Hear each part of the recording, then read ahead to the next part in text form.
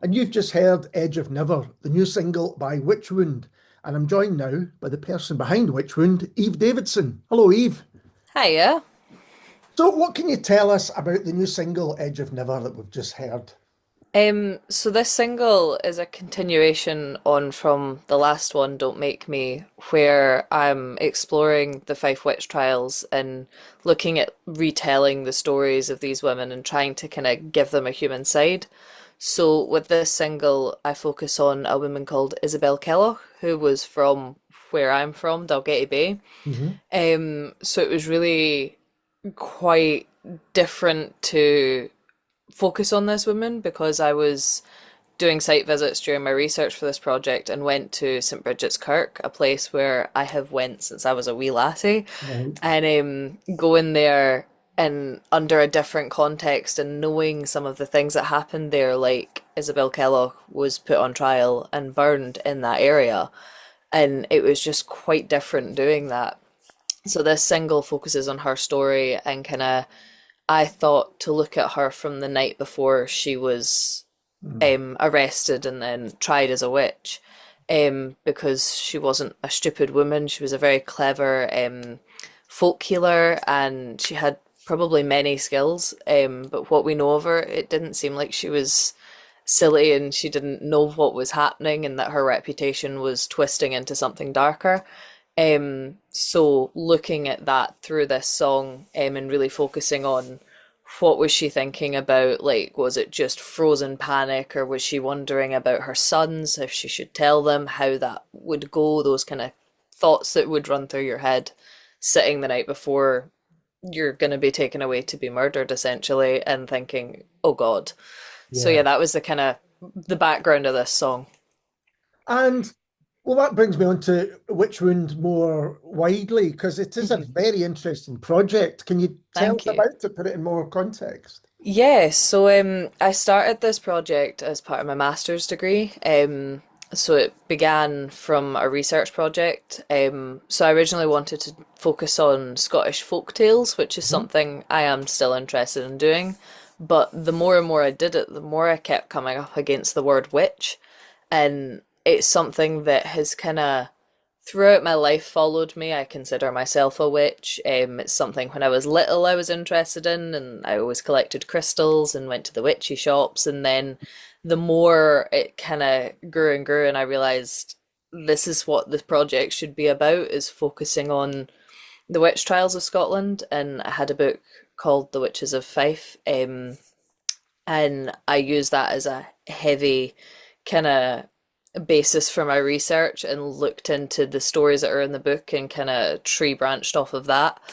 And yeah, just kind of wanted to focus on telling these women's stories and making it seem that they're not green-faced, warty hags. They were actual people who were usually older women, or people who were othered in some way. So probably a lot of people who had a disability that wasn't people weren't aware of what that was at the time, Yeah. people who were queer or who were just generally not part of what normal society looked like at the time, were being persecuted. And it wasn't just women, there were men involved.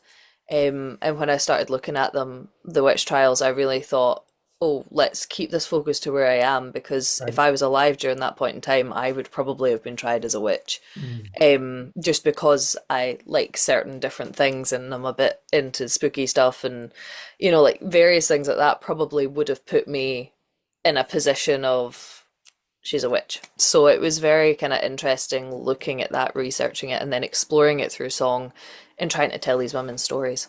So, in going back to Edge of Never, to put yourself in that position was probably easier than it should be, or It was more somewhat. relatable than it should be, perhaps. Um, when I wrote the song, the deadline for the Masters was coming up closer and closer, and I was walking and I was just paralyzed with fear that night of just, I'm not going to get this done because I'd hit a real writing block at that point.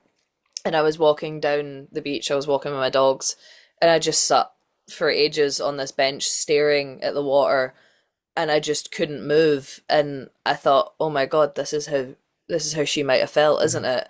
and then took that feeling and really dived into what I was feeling and tried to channel it through her story. Because they're two completely different things, but also that similar, just paralyzing fear. Mm. So it was quite interesting trying to write it, and again, a similar environment as well, because we're in the same place, although hundreds of years apart. Yeah. So yeah, it was a lot easier than than it would have maybe seemed to kind of channel that story and the kind of feelings that might have been happening there. So this is really interesting. Your master's is a literary master's. No, it was a master's in music. It is in Um, music, right? yeah, so it Okay. is in music. So my master's was the UWS MA course. It's a broader scope of music, but you can then choose a pathway to specify. So I specified songwriting, and then did, as I say, my creative research project, which was, I think it was 3,000 or 5,000 words, and a creative research project that you Yeah. presented. So I had 8 songs that were to demo version, with all of the site visits. I did collage as well. So I created collages from photographs and pressed flowers from the sites that I visited and all of the research as well. So yeah, it was quite an intense summer last a couple of years back. And it sounds like really going in deep. So Yeah. when you looked at kind of Scottish folk tales and those kind of things, were Mm. there also old Scottish songs that related to this? Not that I was aware of and that I Okay, found in my interesting. research, Okay. but there probably is out there somewhere. There were a lot of, as I say, because I was trying to tie it, because my family are from Ayrshire and then Mhm. I'm from Fife, so I was trying to tie it a little bit to Ayrshire, and I kept finding a lot of stuff in Ayrshire folk tales about witches, and then obviously you've got the famous Rabbie Burns Yeah. Tam O'Shanter, and witches and that, and can looking into the history of witchcraft and where it comes from, um, and the kind of wider understanding of what it is compared to what the law was and all those kind of intricacies was really interesting. But no, I didn't manage to find any music written about it, which a lot of the modern music I've heard tended to me to slip into a lot of stereotypes of burning at the stake. And there's a very famous saying, "We are the granddaughters of the witches you couldn't burn." And I Right. don't like that saying, because it Right. should be, "We are the granddaughters of the women you couldn't burn," because Yeah. it still puts them into this kind of fantasy ideology, this fantastical, it's a actual magic thing where no, these women were just women who were accused of a crime that isn't possible. Um, so yeah, in terms of that, I really wanted to take it into the musical side of things and try and really embed some of the history in it, rather than just this kind of broader scope of a lot of the stereotypes that are out there, which are valid stereotypes, but Yeah. still trying to base it more in reality than in the kind of surface level research. So what was the initial inspiration? Was there kind of one thing or that inspired you to do this as your project? As I say, definitely that point of looking at folk tales. I've always been really interested in Scottish history, and one thing that I do find definitely has been a big inspiration for me in general is reading various folk tales, because we have such a very broad, like, folk mythology that nobody really knows about. Not a lot of people know we have our own pantheon of gods. We have our own kind of like scary mythological creatures and nice mythological creatures, and it was just really interesting for me to look into that. And then, as I say, that point where I kept coming up against the word witch, and I went, "Oh, I think that's where I should go with this Mhm. rather than the folk tales." Um, but definitely the kind of starting point for the research, the first kind of name that jumped out at me, is one that a lot of women, I think, when, or people anyway, when they start researching the witch trials, a name that jumps out a lot is Lilias Addy. Mhm. She was the only woman accused of witchcraft to have a grave in Scotland, and it's in Fife, in Mhm. Toryburn. Yeah. And visiting that site was actually quite harrowing. And when you read about her story, she was a 60-year-old woman, um, who, I think she had vaguely cursed at one of her neighbours. And cursing in that time, when people say like, "Oh, they cursed me," it wasn't she literally there like cursed them with a magical curse. It was she swore at them. Yeah. Like she said, "Oh, away you go," against something like that, Yeah. as Yeah. small as that, and she was tortured. But there was a hunt at the time when Lilias Ade was convicted, and she stopped that hunt at her purposefully, which when you look at the context clues, there's not much of these stories of these women, but when you look at the context clues, you can find out little bits about them. So Lilias Ade refused to give up the names of anybody who wasn't already convicted or already dead. Yeah. So she, rather than giving up fresh new names, stopped that hunt at her. She knew she wouldn't get out of it, but she knew she wouldn't put anybody else up to be murdered later down the line, which I think shows how smart and how beautiful of a person she was. So yeah, that was the first name that I came up against, and then from there was about three or four, five, six. Ken, like you just start finding more and more stories, and I was like, no, these tales need told. I couldn't tell all of them, unfortunately, but the ones I could get more information on, I tried to tell. I mean, that's telling in itself that there are so many that you. So that's when you decided to narrow down to place and Yeah. your place, if you like. Yeah, I mean, when like there's a database through, I think it's Edinburgh University, you can find, and it has all of the Scottish witch trial case files, all of them, and a lyric in a different song that I wrote for this project. It's called I say staring at endless lists, but no real cases, because all of the cases that are within this database, there's a name, maybe. Sometimes it's unknown, sometimes it's witch, sometimes they weren't referred to by their own name, they're referred to by their husband's name, so Mrs. Tom, whatever. Like it wasn't their actual name. But a lot of the time it would maybe tell you their age, maybe Right. tell you their name, a vague location, and that was it. Yeah. There's no charges, no nothing. You can't learn anything about these women because there is nothing written about them because a lot of it was covered up or wasn't deemed worthy at the time of recording, which is really sad. Yeah. But a charity I've worked with, the Creative Coven, they do a reading of all of the names, which I've participated in before. There's thousands of them, Yeah. thousands of women within Scotland. So I thought it was important to localize it for me, but it's something that, yeah, I'd definitely like to explore other stories of women out with Fife because I focused in on Fife. So it would be interesting to see what other stories are out there. But yeah, I mean, it's notable that the history of Scotland's witch trials is kind of discussed more today and written yeah, about and talked about than for me ever before. I mean, I've got yeah. novels on the shelf behind me often that deal with some of the stories that you've mentioned. Why do you think it still resonates, or why do you think it resonates perhaps even more today? Yeah, I think definitely there's a lot of similarities that can be drawn. A lot of people talk about not repeating history. I don't think we ever stopped the cycle enough to repeat it, if that makes sense. We've just kept doing it. Yeah. In my research, I found a lot of similarities, especially one of the things I like to talk about was the kind of Karen conundrum we have right now, where people make fun of people named Karen because a lot of the time they're wrong, they're too obnoxiously loud, whatever. But at the time of the witch trials, it was a law where it was called being argumentative. And it was a literal law where if you were seen as being argumentative or fighting your corner or being too loud, you would be publicly humiliated as a punishment.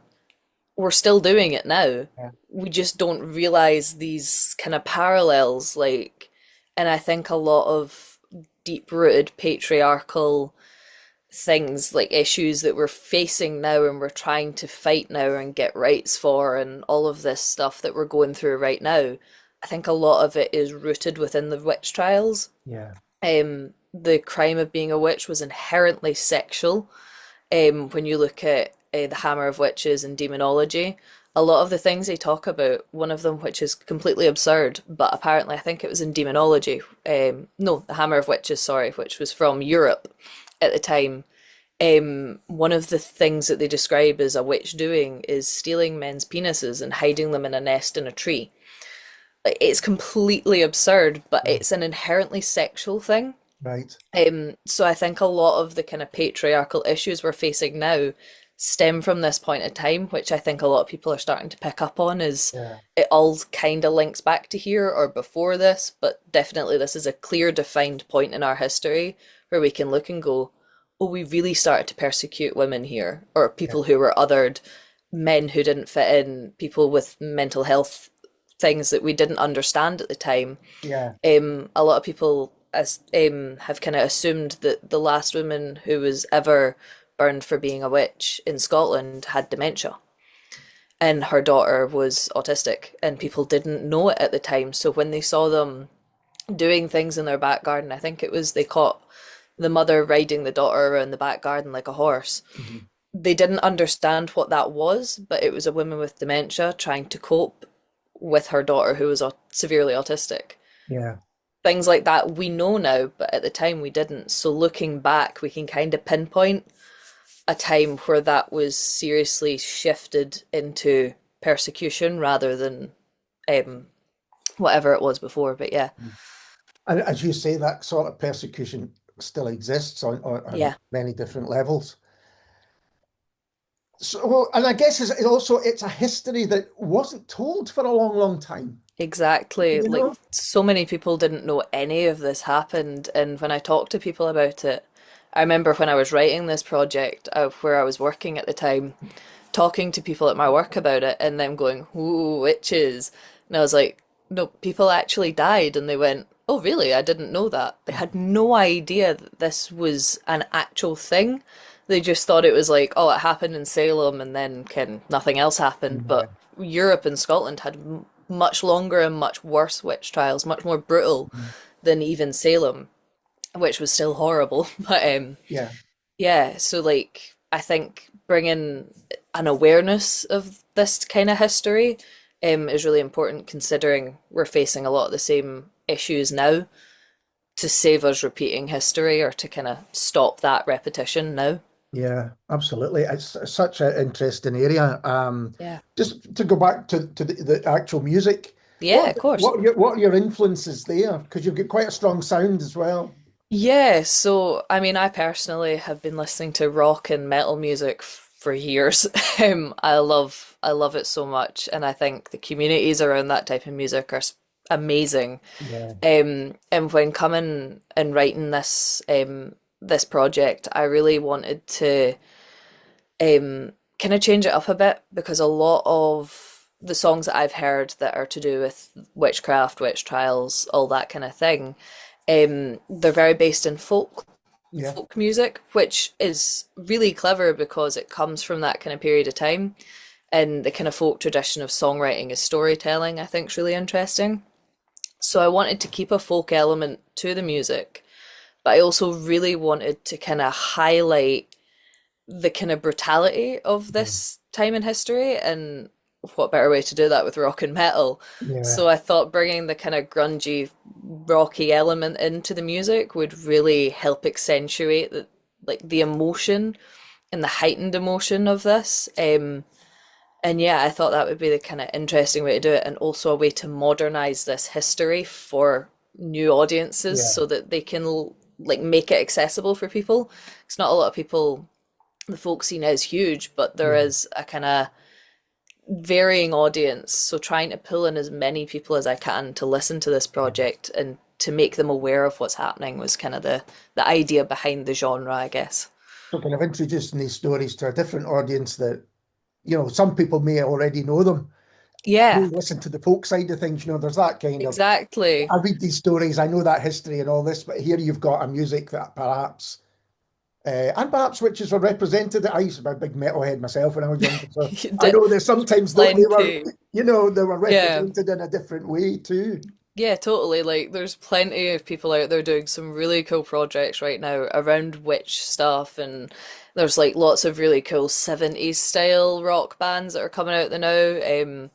Yeah, there are some really cool people I've seen, and I worked with Cam Hunter from North Atlas to Oh yeah, produce these songs, and he really understood the folk research element because his own musical project, North Atlas, is really based in paganism, and the kind of Scottish historical like yeah, roots, which I thought was really interesting. And he also understood the metal and folk elements of this. So I thought that was a really good pairing for this project. And it really helped me ground it in a very specific sound that's not cliched, but still plays on all of these fun themes when talking creatively anyway, fun themes. Yeah.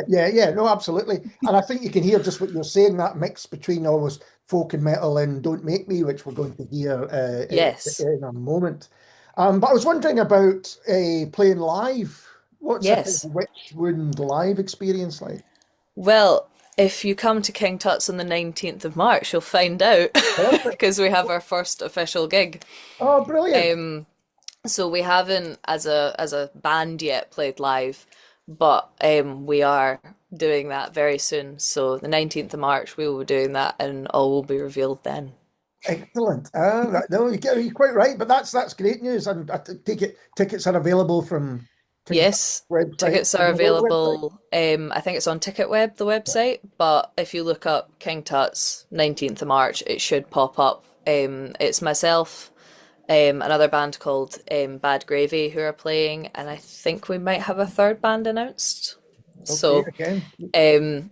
it's pretty exciting. And all of the links to everything is in like my own personal bio on my socials as well.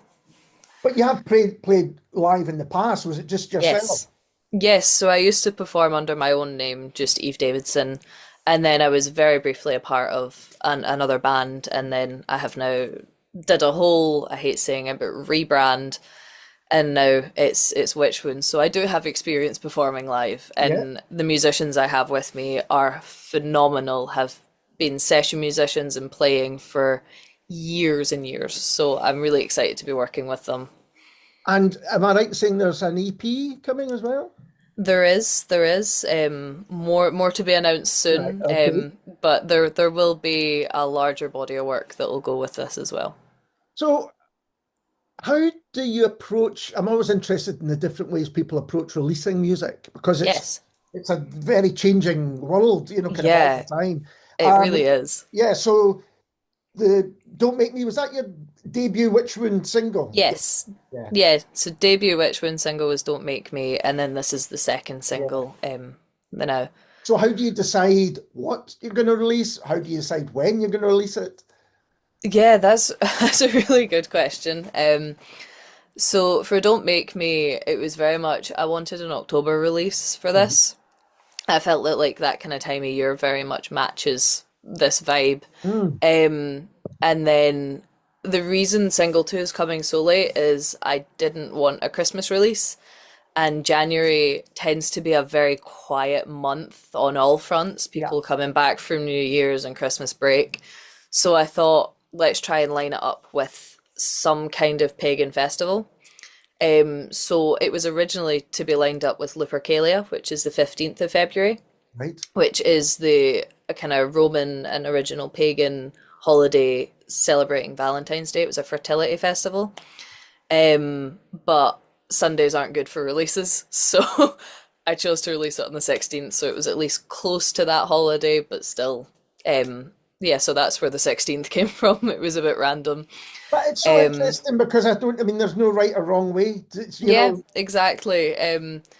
But yeah, so that was kind of how the release schedules worked so far. I'm really excited for the dates I've picked for the next two. I think that's quite fun. The dates I've picked, but specifically the songs that I've chosen. I thought "Don't Make Me" and "Edge of Never" stand out best from the body of work I've created as their own kind of standalone songs. So they work better as singles, I felt, whereas the other ones, I feel a lot of them kind of run into each other, or a few of them have poems that go with them. We hint there.